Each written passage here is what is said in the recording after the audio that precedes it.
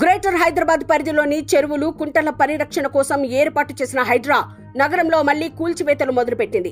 చెరువులు, కుంటలు, ప్రభుత్వ స్థలాలు, పార్కులు, నాలాలు కబ్జా చేసి నిర్మించిన అక్రమ కట్టడాలను నేలమట్టం చేస్తున్నారు. గత కొన్ని రోజుల నుంచి కూల్చివేతలను ఆపేసిన హైడ్రా తాజాగా కూల్చివేతలు ప్రారంభించింది.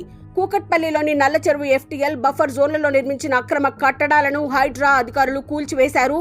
ఈ క్రమంలో బాధితులు ఆవేదన వ్యక్తం చేస్తున్నారు. కూల్చివేతలు ఆపాలని అధికారులను వేడుకుంటున్నారు. ఏళ్ల తరబడి ఇక్కడే ఉంటున్నామని, ఇప్పుడు ఉన్న ఫలంగా ఇల్లు కూల్చితే తమకు దిక్కేంటని ప్రశ్నిస్తున్నారు. సార్, నాకు కనీసం ఒక నోటీస్ పీరియడ్ ఇవ్వలేదు. నిన్నటిదాకా కూడా నాది లేదు లేదు లేదు లేదు అని అనుకుంటూ వచ్చారు సార్. ఈరోజు అకస్మాత్తుగా వచ్చి కరెంట్ కట్ చేశారు. మాకు టైం ఇన్ఫర్మేషన్ ఇస్తే నేను ఏదో చేసుకుంటాను కదా సార్.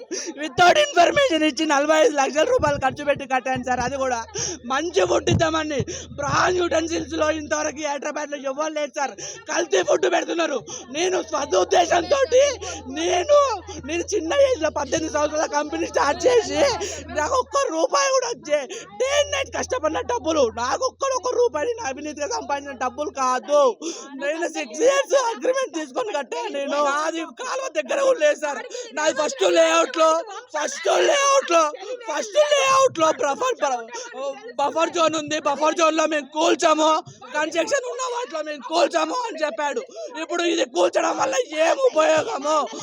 ఇంట్లో సామాన్లు తీసుకునే అవకాశం కూడా ఇవ్వకుండా కూల్చివేశారంటూ కన్నీరు మున్నీరవుతున్నారు. ఇంత ఘోరమైన ప్రభుత్వాన్ని ఎప్పుడు చూడలేదని ప్రజలు ఆగ్రహం వ్యక్తం చేస్తున్నారు.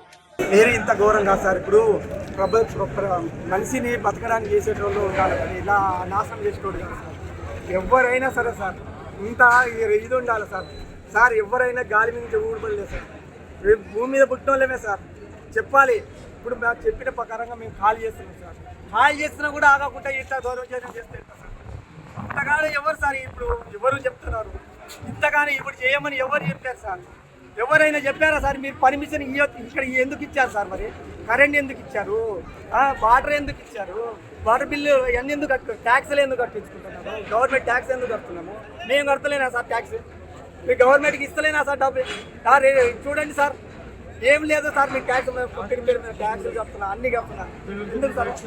సార్, ఇప్పుడు దగ్గర లక్షల్లో కడుతున్నాను సార్. ఇప్పుడు అన్ని క్లియర్గా చెప్పాలంటే ఇప్పుడు నేను నోటిగా ఎట్లా చెప్తాను సార్? ప్రభుత్వ అనుమతులతోనే గత కొన్నేళ్లుగా ఇక్కడ ఇల్లు కట్టుకుని నివసిస్తున్నామని, ఇప్పుడు తమ ఇళ్లను కూల్చి ప్రభుత్వం రోడ్డున పడేసిందంటూ రోధిస్తున్నారు.